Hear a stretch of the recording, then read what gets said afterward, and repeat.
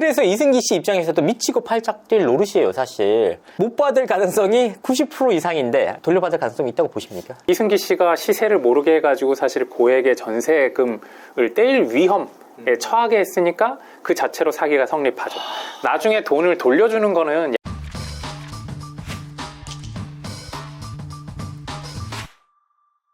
주제는 끝났다. 이제 법으로 말한다. 시청자 여러분 안녕하세요. 이진호입니다. 오늘도 사회, 연예 이슈에 대해서 생생한 전문적인 지식을 가지고 이 사건들을 생생하게 분석해 주실 이승재 변호사님 모셨습니다. 안녕하세요. 이승재 변호사입니다. 오늘 다룰 내용은 바로 이제 차가원 회장과 이승기 씨 간의 진흙탕 폭로전입니다. 사실 이 사안에 대해서 좀 앞서서 두 차례에 걸쳐 다룬 바가 있는데 이승기 씨에 대해서는 오늘 처음 다루게 됐습니다. 이번 사안 좀 어떻게 보고 계신지. 최근에 차가원 회장에 대해서 구속영장도 신청돼서 사실은 점점 더 이슈가 되고 있는데요. 이승기 씨 논란은 저도 흥미가 있어가지고 개인적으로 팬이기도 해서 좀 살펴보고 있었습니다. 이승기 씨 팬이셨군요. 그렇다면 이 사안들이 훨씬 더 디테일하게 잘 살펴볼 수 있을 것 같습니다. 자, 사건의 발단을 간단히 정리하면 이렇습니다. 이승기 씨 입장에서는 아직 전세 사기는 아니지만 전세 사기에 준하는 상황이다. 왜냐? 본인이 차가원 회장 소유의 라노보 한남에 전세로 입주를 했는데 오는 8월에 이 전세가 만료가 된다고 합니다. 그럼 마땅히 전세금을 돌려줘야 되잖아요. 그런데 현재 상황으로 차가원 회장이 빅플래닛 메이드 임직원들의 월급조차 4대 보험조차 내주지 못하는 상황이기 때문에 이 105억 원에 달하는 전세 계약금을 돌려받지 못할 가능성이 무척이나 크다는 겁니다. 그런데 여기서 굉장히 의아한 일이 벌어집니다. 바로 차가원 회장의 법률 대리인인 현동엽 변호사가 유튜브 채널까지 개설을 하면서 이승기 씨를 대대적으로 저격합니다. 이 과정에서 이승기 씨는 세금 회피 목적의 대물 수령을 했다. 전속계약 해지를 위해서 허위 사실을 유포하고 본질을 왜곡하고 있다고 대대적인 문제 제기를 했습니다. 이승기 씨 입장에서는 올해 초에 빅플래닛 메이드의 전속계약 해지 내용 증명을 보낸 상황입니다. 일단 이유 자체는 2025년 9월부터 현재까지 정산금 미지급 건이 있었다. 그 금액이 무려 1억 7천만 원에 달했다고 합니다. 반면 차가원 회장 측에서는 그동안 이승기 씨를 위해서 전세 계약금의 이자를 본인이 다 부담을 하고 있었다는 겁니다. 그 금액만 무려 3억 6천이 넘는데 소위 말하는 똔똔으로 치더라도 우리가 3억 6천 내고 네가 못 받은 돈 1억 7천밖에 안 되는데 어떻게 이게 전세계약 사기냐라고 맞서고 있는 상황입니다. 특히나 이제 MBC PD 수첩을 통해서 차가원 회장의 의혹에 대해서 대대적으로 문제제기를 하면서 차가원 회장 측과 이승기 씨 간에 새로운 갈등이 불이 붙은 상황입니다. 이승기 씨 주장은 소속사로서의 지원은커녕 스태프 비용까지 본인이 모두 다 냈다. 그래서 신뢰관계가 파탄났다라는 주장이고 차가원 회장 측은 오히려 회사가 이자 지원 등 수억 원 상당의 혜택을 제공했음에도 불구하고 계약 해지를 위해서 악의적인 프레임을 씌우고 있다는 논란입니다. 굉장히 좀 미묘하기도 한데 이번 사안을 사실은 너무 전문적인 영역이기 때문에 변호사님의 이런 자문이 굉장히 절실한 사안이기도 합니다. 일단 이 현동엽 변호사가 이승기 씨에 대해서 문제 제기를 하는 상황 속에서 탁감이라는 말을 썼어요. 근데 일반인들 입장에서는 굉장히 생소한 단어인데 탁감이 무슨 뜻입니까? 통상 실무적인 용어로는요 탁상감정이라고 하는데요. 부동산 관련해서 정식 감정 전에 서류상으로만 감정 가격을 한번 평가해 보는 걸 말합니다. 그럼 이 탁감이 법률적으로 의미를 지닙니까? 법률적으로까지 의미를 지니는 건 아니고요. 이제 보통은 이제 대출이나 아니면 이제 부동산 관련해 가지고 뭐 금액을 한번 산정하기 위해서 감정 평가를 한번 해보는 건데 문제는 실무상으로는 이런 탁감을 만진다고 하죠. 탁감을 좀 이렇게 조정해 가지고 감정 평가는 사실 이제 시세가 딱 정해진 거가 아닌 것들도 많이 있기 때문에 대출을 부풀린다든지 뭐 이런 데 사용되기도 해서 좀 문제는 되고 있습니다. 그럼 이 탁감을 통해서 감정된 그 금액으로 대출이 나오기도 하나요? 각 금융기관마다 이제 내부 규정이나 아니면 실무 규칙이 틀릴 텐데요. 뭐 보통은 이제 정식 감정을 해가지고요. 감정 평가에 따라 가지고 이제 대출 심사를 하게 되지만 뭐 소규모 대출이나 뭐 내부 규정에 따라 가지고는 탁감만으로 대출이 일어나기도 합니다. 이번 경우에는 대출금이 약 73억 정도로 파악이 되거든요. 이 정도 규모의 전세 계약금에서 탁감을 하는 경우가 좀 있나요? 조금은 이례적으로도 보이는데 그건 뭐 어떻게 보면 이제 금융기관의 내부 규칙에 따른 거니까 그건 한번 살펴봐야 될 것 같습니다. 근데 보통 이제 금융기관이 여러 가지 규제나 아니면 이제 내부 감사 절차가 있기 때문에 내부 규정 자체를 아마 어겨가지고 대출이 나오기는 쉽지는 않을 것 같아요. 사실 이번 사안의 경우에는 105억 원에 달하는 전세 계약금을 돌려받느냐 못 받느냐 이 부분도 있지만 사실 냉정하게 따져보면 이 집값 부풀리기에 연예인을 동원한 것이 아니냐는 의혹까지 나오고 있습니다. 분명하게 이유가 있는데요.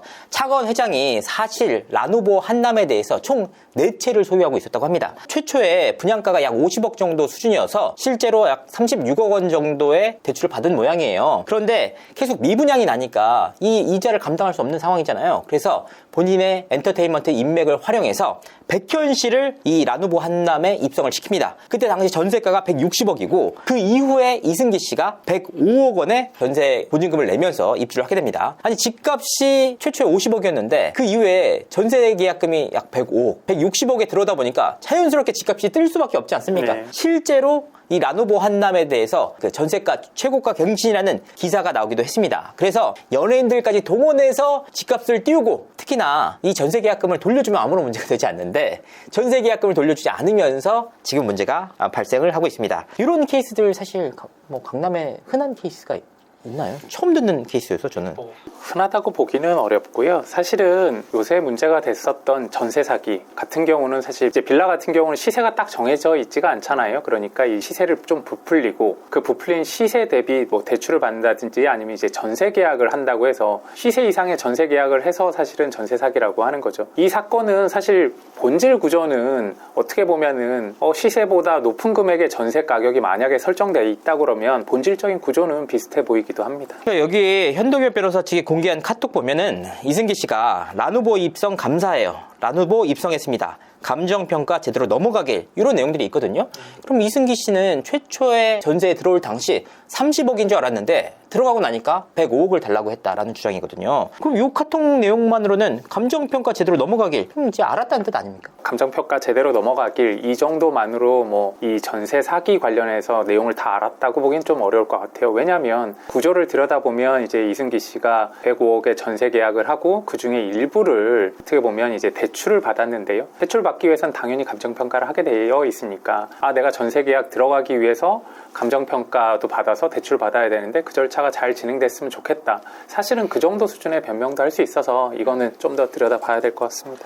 차가운 회장 측에서는 이 73억 원에 대해서 매달 이자를 3천만 원을 내줬다. 그래서 무려 그 금액이 3억 6천만 원에 달한다고 얘기를 했거든요. 거의 이제 6억 원 가까이도 내줬다는 얘기가 나오고 있는데 사실 이제 대출을 입주자가 내는데 이자를 집주인이 내는 케이스. 이런 케이스가 전세 사기에 통상적으로 있는 케이스라고 하더라고요. 뭐 사실은 계약 관계에 따라 가지고 그럴 수는 있는데요. 이제 실제 있는 이제 전세금하고 계약서에 적힌 금액이나 대출을 위해 가지고 다른 목적으로 다를 경우에는 그럴 수도 있는데 이거는 이승기 씨 주장하고 뭐 차가운 씨 주장이 사실은 팽팽하게 대립되고 있으니까 한번 따져봐야 될 것 같습니다. 사실 전세금이 얼마인지는 전세 계약서에 명시가 돼 있을 테니까요. 일단은 전세금 105억인 거는 이승기 씨가 몰랐다고 하기는 어려울 것 같고 그렇다고 하면 실제 105억 관련해 가지고 이게 실제 전세금인지 아니면 그보다 적은 금액으로 계약하고 단지 대출이나 다른 용도를 위해 가지고 계약서만 그렇게 허위로 작성된 건지를 한번 살펴봐야 될 것 같아요. 그런데 어느 쪽으로 가든지 간에 만약에 실제 105억이 전세금이었다고 하면 그 전세금에 대한 대출 이자는 당연히 이승기 씨가 부담해야 되니까 이걸 차가원 씨가 대신 내줬다 그러면 사실은 문제가 되죠. 차가원 씨가 만약 회사 돈으로 내줬다 그러면 뭐 배임이나 횡령 이슈가 있을 수도 있고요. 이승기 씨 입장에서는 사실 소득으로 잡혀야 되는 부분이잖아요. 그러니까 조세 포탈이나 아니면 뭐 부동산 실명제 관리법이나 뭐 여러 가지 문제는 발생할 수도 있습니다. 그러니까 이승기 씨 입장에서는 회사에서 이 돈을 내주면서 오히려 본인이 세금적으로 문제가 생겼다는 겁니다. 개인적으로 차관 회장이 내줬다면 그나마 문제가 덜한데 차관 회장 측의 입장은 이거예요. 회사 측에 가수금으로 줬고 회사에서 선급금 명목으로 이승기 씨에게 줬다. 그럼 결국 이게 소득으로 잡히니까 네. 이승기 씨가 세금도 내야 되고 하는 상황인데 더욱이 이 73억에 달하는 대출금도 본인이 갚아야 되는 상황인데 전세계약금 돌려달라 이렇게 주장하고 있거든요. 진짜 이게 굉장히 심각한 문제예요. 이승기 씨 입장에서는. 그럼 결국은 본인 돈 33억까지 해서 총 105억 원을 못 돌려받는 상황 아닙니까? 그래서 대대적인 문제제기를 하고 있는데 오히려 차가운 회장 측에서는 이게 전세계약 사기가 아니라 전속계약 사기다. 회사를 나가기 위해서 좀 악의적으로 왜곡해서 주장하고 있다는 취지거든요. 이런 측면으로 봤을 때 회사가 손해볼 내용이 없다고 전 보이거든요. 오히려 이제 모든 책임과 돈은 다 이승기 씨가 떠안는 구조인데 변호사님 좀 어떻게 보시나요? 제가 사실은 연예인 전속 뭐 해지 분쟁들도 뭐 여러 건 실제 진행을 했었는데요. 회사 측에서 사실은 말하는 기본적인 논리는 그래요. 본인 계약을 다 잘 이행했다. 다만 이제 연예인이 더 큰 수익을 위해 가지고 회사를 어떻게 보면 계약관계 신뢰를 오히려 배신한 거다. 뭐 이렇게 주장을 하는데, 연예인 입장에서 보면 사실 이 연예 매니지먼트 계약이 성실히 이행됐는지는 본인의 연예 생활에서 굉장히 중요한 부분이거든요. 결국은 그거를 주요한 이유로 해서 해지 분쟁까지 가게 되는 거죠. 본질적인 문제에서 이 전세 뭐 사기냐 전세금이 어떻느냐는 핵심적인 부분은 아닌 것 같고요. 이 전속계약 해지 문제에 있어서는 이승기 씨 주장처럼 스태프의 지원이나 아니면 정산을 받지 못했다라는 거는 전속계약의 본질적인 부분이기 때문에 이걸 이행하지 않았다 그러면 이 전세계약이 어떻고는 중요하지 않고요. 법원에서는 전속계약 해지하라고, 해지됐다고 아마 판단을 할 겁니다. 가장 결정적인 내용이잖아요. 예. 돈 안 줬다고. 예. 근데 저기서 굉장히 의아한 내용 중에 하나가, 이승기 씨의 경우에는 전속계약금 대신 라노보 한남을 받기로 했다, 이런 주장들도 나왔거든요. 전속계약금 대신에 집을 주는 케이스가 실제로 있습니까? 그거는 대물 변제를 할 수도 있는데요. 사실은 그렇다고 그러면 그런 임명계약의 존재에 대한 입증 책임이 있잖아요. 입증 책임은 당연히 차관원 측에 있습니다. 그러니까 차관원이 그런 임명계약서나 임명계약 내용을 증명할 수 있어야죠. 그런 증명 없이 사실 말뿐으로 대물 변제 예약, 사실 그거에는 복잡한 세금 문제까지 얽혀 있고요. 만약 그렇다고 그러면 이승기 씨는 또 다른 뭐 형사 문제까지도 얽힐 수도 있거든요. 그러니까 이 부분에 대해서는 차관원 회장이 확실하게 해명을 해야 될 것 같습니다.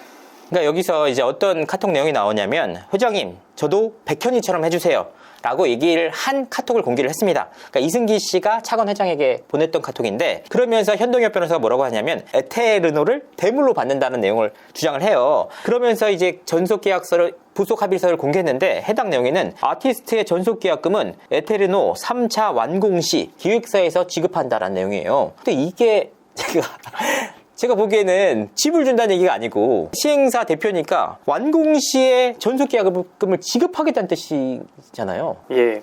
뭐 사실 그것만으로 사실은 현 변호사가 주장하는 것처럼 대물변제하겠다 이런 내용이라고 보기는 어려울 것 같고요. 뭐 결국 양 당사자가의 입장이 달라지게 되면 법원에서는 그 문헌 자체에 대해서 객관적인 해석을 하게 됩니다. 객관적인 문헌만 보면 기자님 말씀하신 것처럼 완공 시 지급한다니까 이건 기한에 대한 얘기 외에는 다른 내용은 없는 것 같습니다. 그리고 이게 집을 준다는 얘기가 전혀 아닌데 변호사님이 그렇게 주장을 하니까 많은 분들이 그렇게 오해를 하시는 것 같습니다. 하지만 이 부분은 전속계약금을 언제 줄지 여부에 대해서 얘기를 한 것이지, 에테르노를 준다는 뜻은 결코 아닌 것 같고, 이 에테르노가 제가 알고 있기로 200억 원이 넘거든요. 네. 아니, 이승기 씨가 그때 뭐 엄청난 전성기도 아니고 그런 연예인에게 200억이 넘는 계약금을 주는 거는 좀... 제가 생각하기에도 사실은 사후적으로 좀 만들어낸 말 같고요. 그래서 이 부분 관련해 가지고 만약에 자신이 있다 그러면 그런 이면 합의, 이 계약서에는 그런 내용을 적기가 뭐 조세적으로나 형사적으로 불편하니 다른 이면 합의가 있었다 그러면 그 합의를 정확하게 밝혀야 될 겁니다. 대물 변제하겠다. 그러니까 소속사에서 아티스트의 전세계약 대출 이자를 매달 3천만 원 이상 내줬다는 주장이에요. 실질적으로 좀 내준 것도 사실이고, 결과적으로 이 일로 인해서 이승기 씨가 소득세 폭탄을 맞게 된 상황이거든요. 근데 이렇게 전세계약금을 회사에서 아티스트를 위해서 내주는 케이스도 있습니까? 뭐 사실은 이제 회사에서 아티스트의 예를 들어 숙소나 이런 것들은 사실 이제 회사 비용으로 처리할 수 있죠. 근데 이제 전속계약 관련해가지고 이제 개인이 사는 집, 이거는 회사 이 연예 활동을 위한 숙소는 아니잖아요. 개인적인 집이니까 사실 그 부분에까지 비용을 지급할 수는 없을 겁니다. 그래서 당연히 소득으로 잡히게 될 거고, 아마 이제 회계적으로도 소득으로 처리를 했을 겁니다. 선급금으로 아마 처리를 했을 텐데요. 결국 이승기 씨가 이 부분을 알았다 그러면 분명하게 사실은 이의 제기를 했어야 되는데, 이 조세 부분 관련해 가지고는 사실 이승기 씨도 뭐 더 이상 할 말은 없을 겁니다. 그러니까 이승기 씨 입장에서는 일단은 최악의 경우를 상정해보면 전세계약금 105억 원을 돌려받지 못하고, 더욱이 여기에 이제 6억 원의 이자를 소속사에서 내줬기 때문에 거기에 대해서도 이제 세금을 또 내야 되고, 그러니까 약 대략적으로 한 120억 이상의 손해가 날 것으로 보이거든요. 진짜 이게 계약 한번 잘못하면은 이렇게 되는군요. 근데 여기서 이제 나오는 내용 중에 하나가 바로 완도 수협의 존재입니다. 이게 일반적으로 이승기 씨 급의 유명 연예인이면 서울에서 1금융권에서도 충분히 대출이 될 것 같은데 어찌된 일인지 이승기 씨의 전세계약금 73억은 전남 완도 수협에서 받았다. 이런 케이스들이 좀 흔합니까? 뭐 흔한 케이스는 아니지만요. 부동산 시행업을 하는 사람들에 있어서는 지방의 신협, 뭐 수협 이러한 금융기관을 이용하는 것은 어느 정도 있는 일입니다. 왜냐하면 1금융권이나 아니면 이제 서울에 있는 주요 금융기관에서 대출이 안 나오는 물건들이 종종 있어요. 그럼 프로젝트 파이낸싱을 할 때 지방에 있는 신협들이나 수협들을 모아가지고 사실 대출을 일으키기도 하거든요. 그래서 아마 그런 금융기법들을 충분히 알고 있어서 이용했을 것 같고요. 이 사건 관련해서는 사실은 이제 그 빌라의 시가에 대해서는 사실 책정하기가 좀 쉽지 않고 그 전세 대출이기 때문에요. 조금 이례적인 대출이라서 아마 지방에 있는 수협을 이용한 것 같습니다. 이 부분 관련해 가지고는 문제의 소지가 있다고도 볼 수 있는데 완전히 아예 이런 케이스가 없다 이렇게 보기는 어려울 것 같아요. 차가운 회장 입장에서는 이런 주장을 내놨습니다. 아니 전남 완도 수협에서 대출받는 게 무슨 문제냐. 특히 이제 수협 같은 경우에는 조합이 있어서 사실 73억이 굉장히 큰 돈이잖아요. 그러니까 각사의 뭐 할당량 같은 게 있으니까 나누어서 부담하는 차원에서 여러 곳에서 대출을 받았고 그 중에 하나가 완도 수협이다. 이런 주장이거든요. 이런 케이스들이 실제로 그럼 있는 거예요. 실제로 대출 관련해가지고 대표 금융기관이 있고요. 그러면 주변에 있는 수협들 같은 경우 모여가지고 이제 대출금을 분납합니다. 프로젝트 파이낸싱에서는 사실은 흔한 대출 기법이에요. 다만 보통 이제 이거는 실무적인 얘기인데 이제 서울이나 주요 금융기관에서 한 번에 대출이 안 나오는 경우에 대출 브로커들이 사실 껴서 이러한 대출 주선을 하는 경우들이 종종 있거든요. 이런 경우에는 무리해서 감정 가격을 어느 정도 만진다든지 좀 무리한 영업을 통해 가지고 대출이 일어나기도 하는데 대출 과정을 조금은 들여다볼 필요도 있습니다. 근데 제가 이제 뭐 이거는 사실 핵심적인 부분은 아니지만 현동엽 변호사가 전남 완도 수협을 얘기하면서 아니 전남 완도에서 대출받은 게 무슨 문제냐, 오히려 이승기 씨가 지금 지역 비하를 하고 있다 라고 주장을 하셨거든요. 이거 변호사님 어떻게 보십니까? 그건 그렇게 사실은 말을 해서는 안 될 문제일 것 같아요. 이 지역 문제하고는 전혀 무관하게 그 금융기관이 제대로 된 심사를 통해 가지고 대출을 했느냐의 문제일 것 같거든요. 저희 모두가 좀 의아하게 생각하는 게 대출 과정이 좀 이례적이고 과연 그 빌라의 시세에 맞는 대출이 되었느냐, 이 부분이 사실 핵심이거든요. 그래서 이 시세에 관련해서는 사실 정식 감정을 받아보면은 금방 사실 사실관계가 드러나게 될 겁니다. 그 시점으로 어느 정도의 시세는 예측할 수 있을 거거든요. 결과적으로 이제 이승기 씨 입장에서는 아직까지 전세 사기가 성립한 상황 아닙니다. 올해 8월 달에 전세 계약이 만료됐을 때 돈 돌려주세요 했을 때 성립이 되는데, 그래서 이승기 씨 입장에서도 미치고 팔짝 뛸 노릇이에요. 사실 못 받을 가능성이 90% 이상인데 99% 이상인데 이 돌려받을 가능성이 있다고 보십니까? 요거는 제가 조금 이제 법률가로서 조금 정정해 드리면 네. 그 돈을 돌려받느냐 안 돌려받느냐 하고 전세 사기냐 아니냐 하고는 조금은 별개입니다. 진짜요? 왜냐하면 사기 범죄는 범죄 행위 시에 이미 성립하는 거거든요. 예를 들어서 그때 시가가 100억도 못 미친다. 한 90억 정도 되는 거를 감정 가격을 만져서 105억의 전세 계약을 하고 그 중에 일부를 또 금융기관에게 뭐 돈을 준다든지 해가지고 탁감을 만져가지고 대출이 일어나게 만들었다. 그러면 사실은 여러 가지 사기가 성립하는데요. 금융기관에 대해서는 금융기관이 만약 몰랐다고 하면은 탁감을 만져가지고 대출을 받는 건 대출 사기겠죠. 흔히 말하는. 그리고 이승기 씨가 시세를 모르게 해가지고 사실 고액의 전세금을 떼일 위험에 처하게 했으니까 그 자체로 사기가 성립하죠.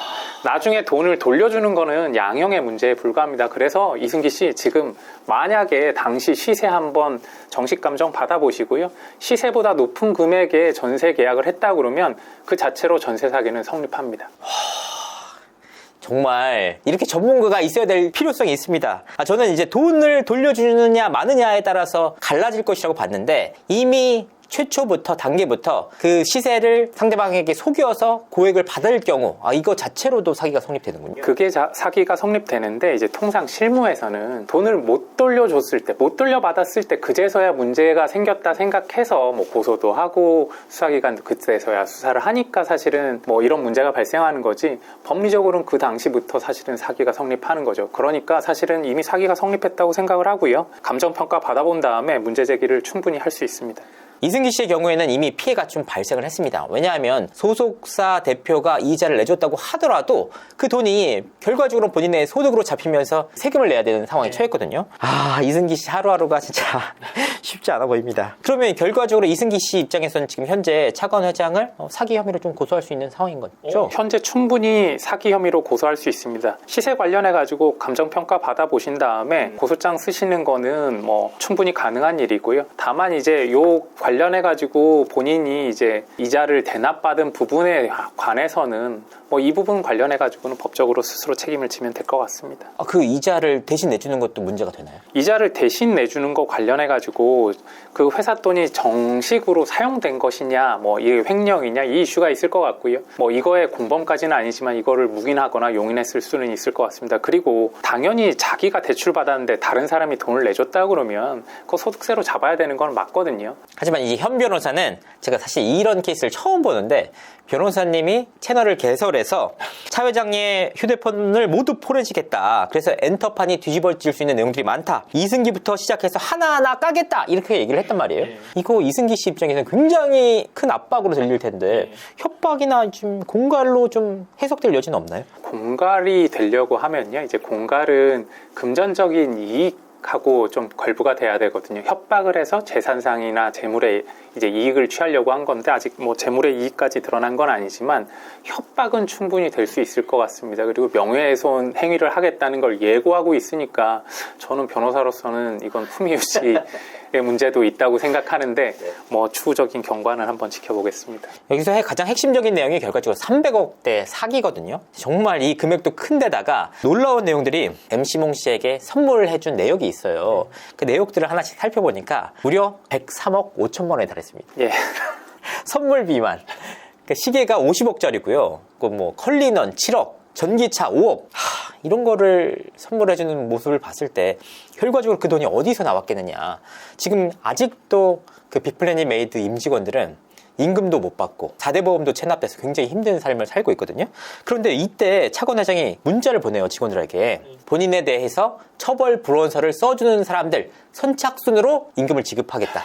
이거는 법적으로 문제 안 됩니까? 선착순으로 임금을 지급하겠다고 하는 거는 좀 문제가 될 것 같고요. 사실은 이제 뭔가 조건이 결부된 거니까요. 그거 아니라도 사실 임금을 미지급하게 되면 근로기준법상에 또 형사처벌이 됩니다. 그래서 차관 회장은 지금 사기나 횡령뿐만 아니라 금기법상의 형사처벌도 목전에 두고 있다고 볼 수 있죠.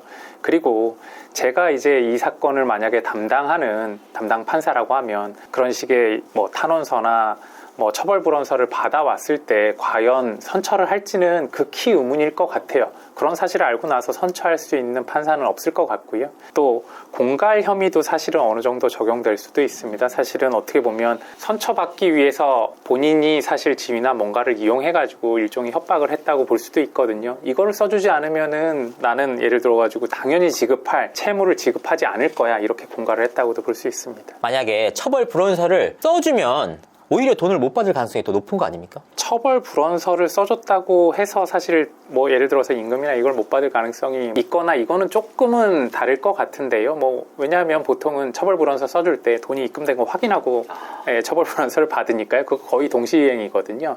형사 합의금 받을 때는 그거는 맞는데 뭐 그런 식으로 받은 처벌 불원서가 형사 재판에서 유리한 뭐 양형 자료로 쓰일지는 좀 의문입니다. 그 내용을 좀 보니까 처벌불원서를 먼저 보내면 입금해주겠다는 내용이. 입금이 안 되면 사기로 고소하십시오. 만약에 지급을 안 하면 추가적인 형사 범죄가 되니까요. 근데 워낙에 지금 형사 범죄가 많이 얽혀 있어가지고 진짜로 그렇게 지급할지는 조금 의문이긴 하네요. 여기서 이승기 씨 건을 다시 한번 여쭙자면 이승기 씨 입장은 미지급금이 있다. 그 금액이 1억 7천에 달하는다. 여기서 끝이 아니라 스태프들의 임금도 미지급금 된 게 있어서 본인의 돈으로 해결했다라는 입장이에요. 그러니까 1억 7천이죠. 근데 이제 차관 회장 입장에서는 너 대신에 내가 이자를 6억 넘게 내줬다. 그거를 상기하더라도 4억이 넘는 돈을 우리가 내준 게 아니냐. 이렇게 주장하고 있는데 이거는 이제 그러면 미지급건이 성립하는 거죠? 미지급건이 성립한다고 볼 수 있는데요. 뭐 사실은 만약에 상계 적상이라고 하는데 상계할 채권이 있다 그러면 지급할 돈하고 상계 처리는 할 수 있을 겁니다. 다만 이제 정산 의무 관련해서는 이승기 씨 주장을 보면 정산 내역서나 뭐 이런 것도 발부받지 못했다. 그리고 스태프나 적절한 지원도 받지 못했다는 주장도 같이 섞여 있어서 그것만으로도 전속 계약은 충분히 해지 사유는 됩니다. 1억 7천. 그러니까 저는 약간 이제 완전 항목이 다르니까 내가 정산 못 받는 건 사실인데 왜 네 마음대로 상계 처리를 해? 할 수도 있을 것 같아서 당연히 안 될 줄 알았는데 서류적으로는 좀 가능한 부분도 있는 거군요. 예, 뭐 서류적으로는 사실은 회사에서 전제는 상계 적상이 맞는다고 하면 회사에서 줄 돈하고 받을 돈이니까 뭐 상계 처리는 가능할 수는 있는데 문제는 그 전에 정상금이 제대로 책정됐는지 아니면 뭐 예를 들어서 정상금 관련해 가지고 지급을 연체하고 있다가 상계하겠다고 뒤늦게 얘기하는 거니까 이미 정상금을 제때 지급하지 않았던 거에 대한 책임이 없어지는 건 아닙니다. 만약에 최악의 경우이긴 하지만 이승기 씨가 보증금을 반환받지 못했을 때 결과적으로 본인이 살고 있는 집에 대해서 압류를 할 수 있잖아요. 근데 이제 순위가 굉장히 밀릴 것 같거든요. 이미 이제 다른 업체들도 다 해놓은 상태니까 돌려받을 가능성은 뭐 주택임대차 보호법상에 사실은 임대차 보증금 관련해 가지고 뭐 적정하게 하고 있다 그러면 선순위로 받을 수도 있을 텐데 제 생각엔 전세 사기가 항상 문제되는 건 뭐냐면요, 선순위 이제 근저당이 있어가지고 금융기관이 그거보다 이제 앞선 순위로 받아갈 수 있다는 거. 임대차 계약 뭐 이전에 임대차 하기 이전에 이제 근저당이 설정돼 있을 것 같고요. 두 번째로는 시세가 이미 부풀려져 있기 때문에 선순위 근저당권을 변제하고 났을 때 과연 이승기 씨가 받을 수 있는 돈이 얼마나 될까? 그거에 대해서는 좀 의문이 있습니다. 근데 약간 이제 이게 너무 공교롭게도 이승기 씨가 계약할 때 당시에는 시가가 좀 낮았는데 2년 사이에 부동산이 폭등을 하면서 이 강남의 고급 빌라거든요. 그래서 시가도 오른 건 사실입니다. 그렇기 때문에 약간 뭔가 약간 애매한 부분이 생겼어요. 그러니까 일반적으로 전세 사기라는 것이 다세대 주택이라든지 이런 곳에 원래 한 2억짜리를 5억으로 부풀려서 한다. 이 정도의 느낌인데 이 경우에는 50억짜리가 실제로 한 뭐 150억, 200억까지 된 것으로 보여요. 이럴 경우에는 팔고도 남는 돈이 있으면 이승기 씨가 받을 수 있다는. 예, 받을 수 있고요. 다만 아까 말씀드렸듯이 이게 실무적으로 처벌될지는 조금 의문인데 법리적으로는 당시에 이미 속였다고 하면 그거는 사기죄가 성립했으니까요. 그거 관련해서는 법적인 책임은 따로 져야 될 겁니다. 정말 이 복잡한 내용이었는데 역시 전문가를 모시고 하나하나 살펴보니까 명확하게 또렷해진 부분이 있는 것 같습니다. 종합적으로 판단했을 때 이번 사건은 좀 어떻게 보시는지 정리 좀 부탁드리도록 하겠습니다. 지금 저희가 시세를 뭐 추단하겠지만 만약에 시세가 낮았는데도 이렇게 부풀려가지고 전세금을 책정하고 금융기관을 동원해가지고 문제를 일으켰다 그러면 지금 시세가 앙등해서 우연한 결과로 돈이 만약에 변제된다고 하더라도 전세 사기는 당연히 성립할 거고요. 그 돈을 융통한 차관 회장은 뭐 법적으로도 도덕적으로도 책임을 반드시 져야 될 겁니다. 이승기 씨가 지급한 돈이나 아니면 금융기관 통해서 대출받은 돈은 결국 차가운 회장이 다른 용도로 다 사용을 했을 거거든요. 그래서 이 부분에는 분명히 책임을 져야 될 것 같고요. 이 부분 관련해서 연예인들이 아마 세무적으로 조금 지식이 부족했을 수도 있고 뭐 이 정도쯤은 괜찮겠지 하는 생각으로 좀 넘어갔던 부분들에 대해서는 아마 본인들이 뼈저리게 생각을 하고 있을 테니까 그 부분에 대해서 책임을 진다 그러면 어떻게 보면 피해자들은 연예인이라고도 볼 수 있을 것 같습니다. 그러니까 이제 이승기 씨 입장에서도 굉장히 좀 인간적으로 다가왔다고 하더라고요. 가족처럼. 그래, 내가 너무 외로우니까 들어와 달라라는 취지로 얘기를 했는데 역시 세상은 입주하니까 30억짜리가 105억으로 변하니까 무섭다는 생각이 좀 듭니다. 연예인들도 사실 우리나라에서 유명이 하고 돈도 많이 번 것으로 알려진 인물들이 살기가 결코 쉽지 않습니다. 아무쪼록 이번 사건이 잘 해결되기를 바라겠습니다. 오늘도 이 전문가인 이승재 변호사님을 모시고 하나하나 얘기를 들어보면서 정말 많이 배웁니다. 이승재 변호사님 감사합니다. 감사합니다.